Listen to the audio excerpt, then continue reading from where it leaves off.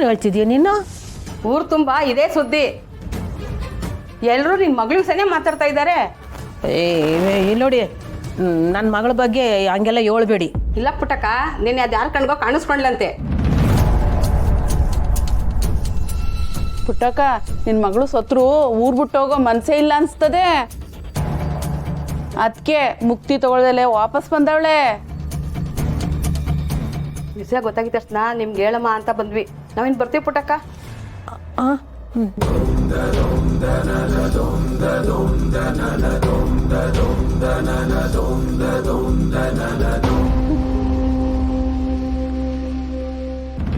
ಬಂಗಾರ, ಬಂಗಾರ, ವಸು, ಕಂಟಿ, ಸ್ನೇಹ ಎಲ್ಲರೂ ಬಸ್ಸಿಗೆ ಬನ್ನಿ. ಇಲ್ಲಿ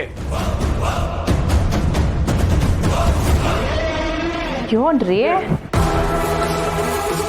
ಏನಾಯ್ತು? ಚೇರ್ಮನ್ ಫೋನ್ ಮಾಡಿದ್ದ. ನಮ್ಮ ಸೊಸೆ ಆತ್ಮ ಊರ್ನಾಗ ಓಡಾಡ್ತೈತಂತೆ.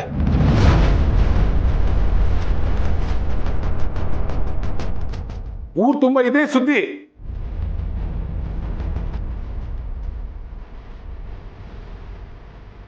ಅಪ್ಪಯ್ಯ, ಏನ್ ಹೇಳ್ತಿದ್ಯಾ? ಹೌದು ಅಣ್ಣಯ್ಯ, ನನ್ನ ಫ್ರೆಂಡ್ ಸೀತಾನೂ ಕಾಲ್ ಮಾಡಿದ್ಲು, ಇದೇ ವಿಷಯ ನನಗೆ ಹೇಳಿದ್ಲು. ಅಲ್ಲ, ಇದ್ಯೋನಿದು ನಮ್ಮ ಸ್ನೇಹ ಸತ್ತು 7 ದಿನ ಆಗೈತೆ. ಈಗಿದೆಲ್ಲ ಯೋನು ಆತ್ಮ ಗೀತ್ಮ ಅನ್ಕೊಂಡು ಬರ್ಸ ಸುದ್ದಿ. ಯಾರೋ ಸುಮ್ಕೆ ಗುಳ್ಳೆ ಬಿಸಿರ್ಬೇಕು ಕಣವ, ಹಂಗೆಲ್ಲ ಆಗಕ್ಕೆ ಸಾಧ್ಯನೇ ಇಲ್ಲ. ಒಬ್ರು ಹೇಳ್ತಾರೆ ಸುಳ್ಳು ಅನ್ಕೋಬಹುದು, ಊರೇ ಹೇಳ್ತಾ ಇದ್ದಾರೆ ಬರ.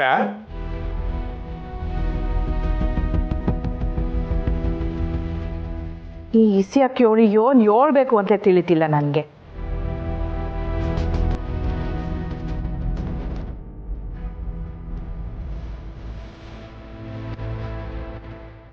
ಕ್ಷಮೆ, ಇವಾಗ DC ಆಫೀಸ್ನಾಗ ಏನಾಯ್ತು ಗೊತ್ತಾ? ಏನಾಗದೆ? DC ಆಫೀಸ್ನಲ್ಲೂ ಅಕ್ಕನ ಆತ್ಮ ಬಂದಿದೆ.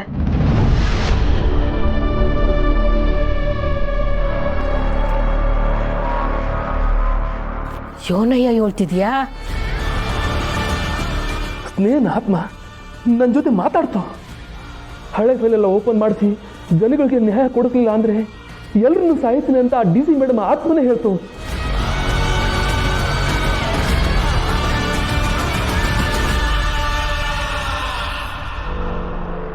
ನೀವ್ಯಾಕೆ ಅಲ್ಲಿಗೆ ಹೋಗಿದ್ರಿ? ನಾವಲ್ಲಿ ಹೋಗಿರ್ಲಿಲ್ಲ ಪುಟಮೆ. ಹೋದ್ರು ಬಂದು ಹೇಳಿದ್ರು, ನಾವು ಎದ್ಬೋ ಬಿದ್ವು ಅಂತ ಓಡ್ ಬಂದು. ಅಕ್ಕ ಅವ್ರ ನೇಮ್ ಬೋರ್ಡ್ ಕೂಡ ಟೇಬಲ್ ಮೇಲೆ ಇಟ್ಟಿದ್ದಾರೆ. ಹಾಗೆ ಆ ತಾಂಡವನ ಕೆಲಸದಿಂದ ತೆಗಿಬೇಕು ಅಂತಲೂ ಹೇಳಿದ್ದಾರೆ ಅತ್ತೆ.